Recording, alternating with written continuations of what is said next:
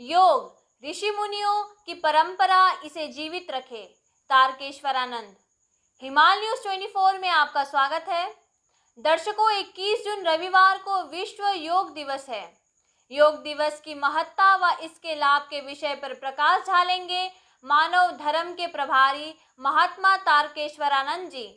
आइए योग के लाभ के बारे में उनके मार्गदर्शन को सुनते हैं। आज विश्व योग दिवस है।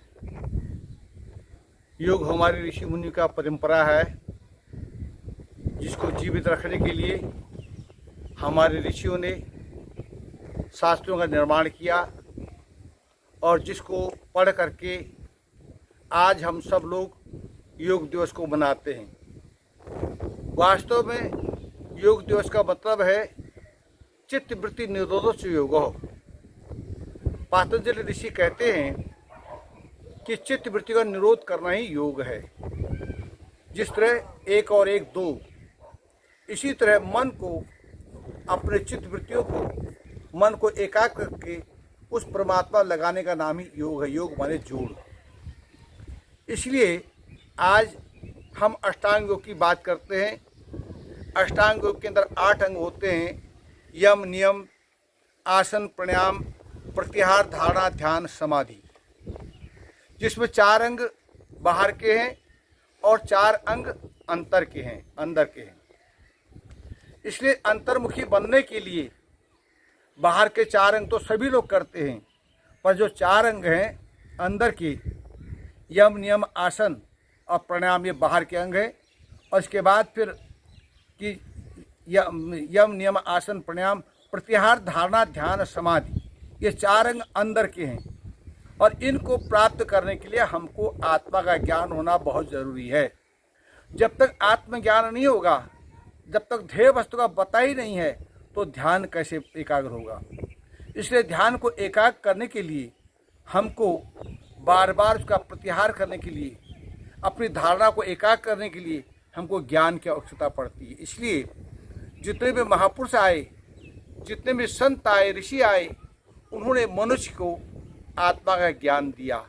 भगवान कृष्ण ने अर्जुन को आत्मा का ज्ञान दिया और तभी जो है उसका मन एकाग्र हुआ। इसी तरह भगवान राम ने हनुमान को ज्ञान दिया और तभी उसका मन एकाग्र हुआ। इसलिए मन को एकाग्र करने के लिए हमको सबसे पहले आत्मा ज्ञान होना बहुत ज़रूरी है।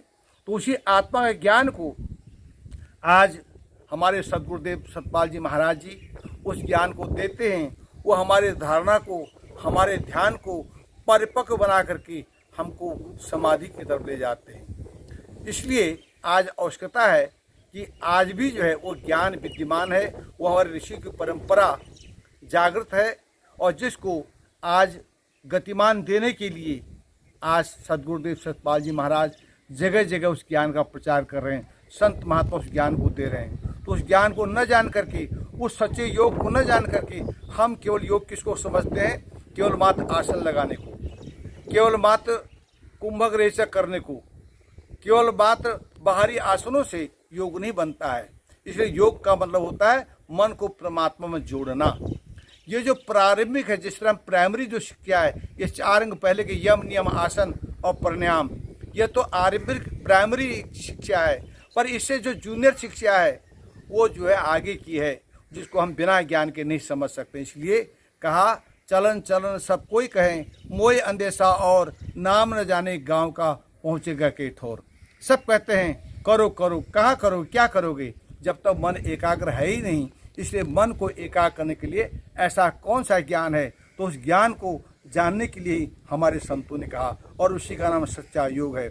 आज उस योग दिवस के ऊपर मैं आपसे यही कहूँगा कि आप उस योग को जानें। बाहर योग तो आप कर ही रहे हैं, पर आप अंदर की योग को भी जानें। जब आप अंदर योग करेंगे तो उससे मन शुद्ध होगा, और बाहरी योग करने से शरीर की जो है तंदुरुस्ती ठीक रहेगी, पर अंदर का योग करने से मन की एकाग्रता बढ़ेगी और मन शुद्ध होगा, तो हमको अनेकों रोगों से हम दूर हो जाएंगे। तो सबसे बड़ी चीज़ है आज मानसिक रोग, कोई तन दुखी, कोई मन दुखी, कोई चित्त उदास, थोड़ा थोड़ा सब की सुखी आराम का दास। इसलिए आज जो मन का रोग है वो सबको लगा हुआ है। तो मन का रोग उस आत्मज्ञान को जानने से होगा और वही सच्चा योग है। इसलिए मैं तो आपसे केवल अर्जी कह सकता हूँ, बाकी आपकी इच्छा है।